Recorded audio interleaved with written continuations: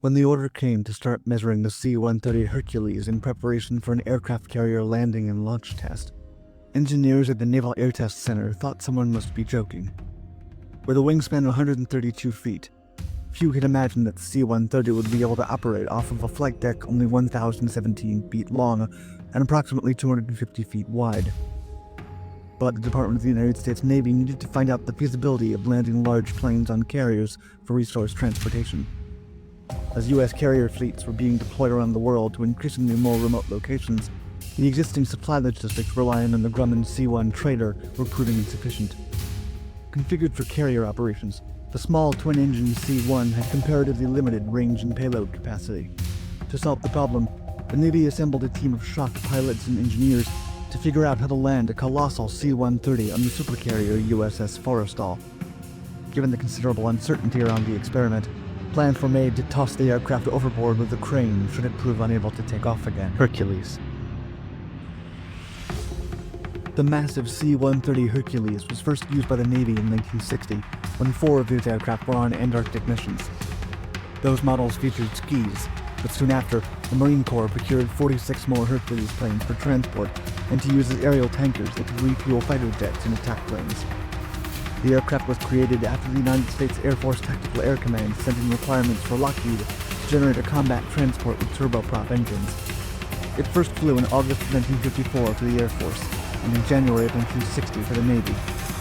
As a tanker, the Hercules could refuel to other planes at the same time and could carry 3,600 gallons of fuel. Refueling happened through 2 detachable pylon pods located under the outer wing. The Lockheed KC-130F version of the Hercules entered service for the Navy in the Pacific on February 1, 1962. The plane was particularly useful for its ability to refuel aircraft, and several of the airframes were placed in the newly designated Marine Aerial Refueler Transport Squadron 152 under the Marine Corps.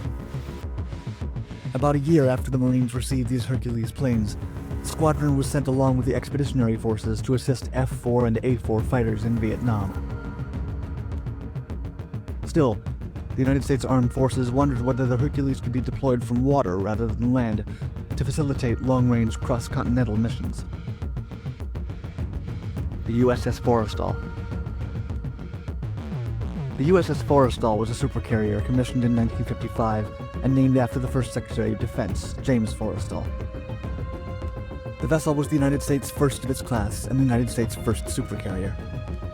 Unlike the subsequent nuclear carriers, the USS Forrestal harnessed conventional power. During its construction at Newport News Shipbuilding, the ship saw several design adjustments, including the replacement of a planned telescoping bridge for a traditional island structure.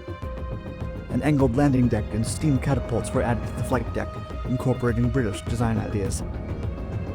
USS Forrestal was first launched on December 11, 1954. It entered service on October 1st of the following year.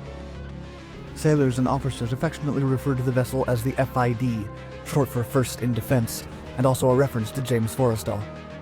This nickname was integrated as a slogan on the vessel's insignia and patch. After some notable fires aboard the ship, the USS Forrestal also gained the monikers Forest Fire, Firestall, and USS Zippo. The worst of these fires took place in 1967. The supercarrier served in the Atlantic Ocean, the Mediterranean Sea, and the Pacific Ocean for almost 4 decades. In the end, it was decommissioned and turned into a museum. After several attempts to save the ship were unsuccessful, it was ultimately towed to Brownsville, Texas for scrap in February of 2014. By December of the following year, the ship had been entirely scrapped. The plan. The C-2 Greyhound is presently still one of the largest transport aircraft designed for carrier operations. Before the plane entered its service, however, the military was curious to see whether the C-130 Hercules could be used for logistics support by taking off and landing on a carrier. Tests using the Hercules and supercarrier USS Forrestal were scheduled for October of 1963. The theory behind the novel test was named Carrier Onboard Delivery, or COD, sometimes Supercarrier Onboard Delivery. The concept was created following the realization that aircraft carriers should be resupplied with urgently needed fuel and tools without having to return to port. Commencing in the early 1960s, The Grumman C-1 trader was actually in charge of resupplying the carriers. However, the twin-piston engine had two flaws that limited the operations: the 300-mile range and the 8,500-pound or 3,856-kilogram payload capacity. The Chief of Naval Operations, the most senior naval officer in the Department of the Navy, wanted a bigger transport plane to land on the USS Forrestal. He ordered the feasibility study to determine whether the C-130 Hercules could be used as a carrier onboard delivery aircraft. Aside from both greater range and payload capacity, the Hercules was a more stable and reliable aircraft. If it could replenish carriers in the middle of the ocean, it would resolve multiple concerns. The crew. The Navy assembled crew to carry out the supercarrier onboard delivery was formed by Lieutenant James H. Flatley III, Pilot Lieutenant Commander W.W. Stovall, his co-pilot and flight engineer E.F. Brennan, and Lockheed's test pilot Ted H. Limmer Jr. Lieutenant James H. Flatley III would later recall in Commander Robert R. Powell's book Wave Off, A History of LSOs and Shipboard Landings that, quote, "They could not find a C-130 crew interested in going to the boat. So the Naval Air Test Center fingered two fighter pilots who couldn't even spell propeller. They gave us the keys to a Marine KC-130. Reports say that when the assignment reached Lieutenant James H. Flatley III, he was surprised and thought that higher command was playing a prank on him. According to writer and Lockheed chief engineer at the time, Joseph Earl Dabney, Flatley asked, quote, "Operate a C-130 off an aircraft carrier? Somebody's got to be kidding." But of course the unheard of test was not a joke.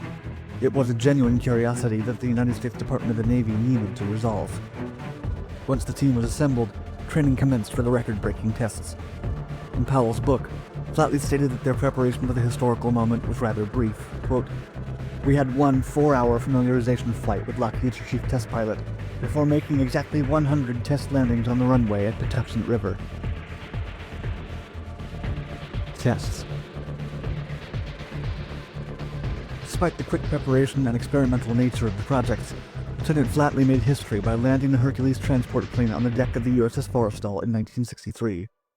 The test broke the record by using Hercules as the largest onboard aircraft to successfully land and take off from an aircraft carrier.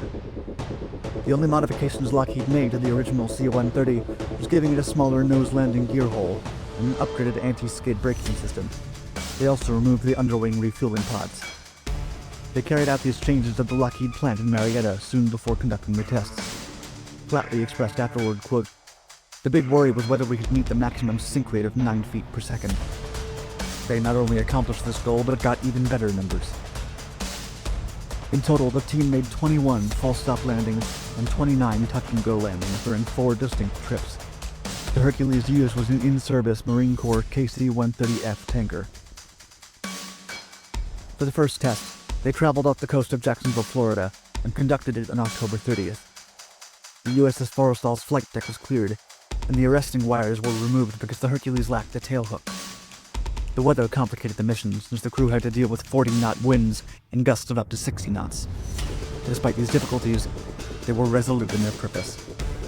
The Hercules had to approach the USS Forrestal a total of 42 times that day to conduct 19 touch-and-go landings. Lockheed's chief engineer would later recall that Art E. Flock, who was on the supercarrier to witness the tests, had stated, quote, "The sea was pretty big that day. I was up on the captain's bridge. I watched a man in the ship's bow as that bow must have gone up and down 30 feet. The ship was sped up to 10 knots to fight the wind direction and to reduce yaw motion. When the plane landed, it had 40 to 50 knots hitting the nose." Art E. Flock also recalled, quote, "That airplane stopped right opposite the captain's bridge. It was cheering and laughing. There on the side of the fuselage, a big sign had been painted that said, 'Look, Ma, no hook.'"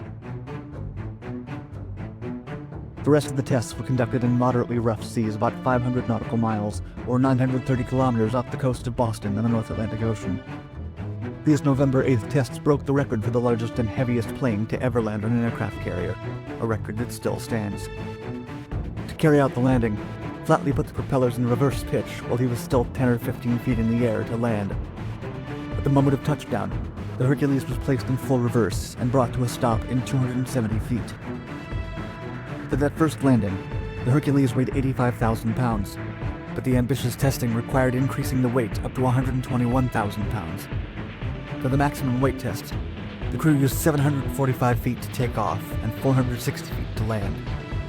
By the end of the test, the aircraft was able to even take off from the spot on the deck where it had landed last.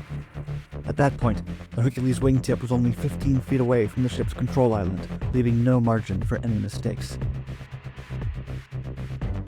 No room for error.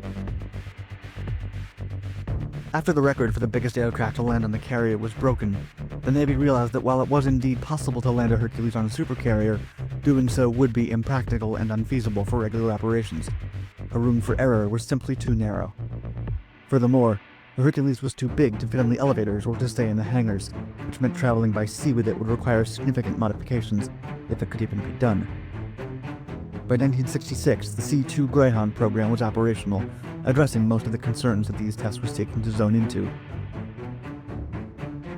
For his record-breaking actions, Lieutenant James H. Flatley III was given the Distinguished Flying Cross. A Hercules plane they used was deployed to Vietnam and later on to the Middle East for Operation Desert Storm and Iraqi Freedom. It was finally retired in 2003 to the National Naval Aviation Museum in Pensacola, Florida.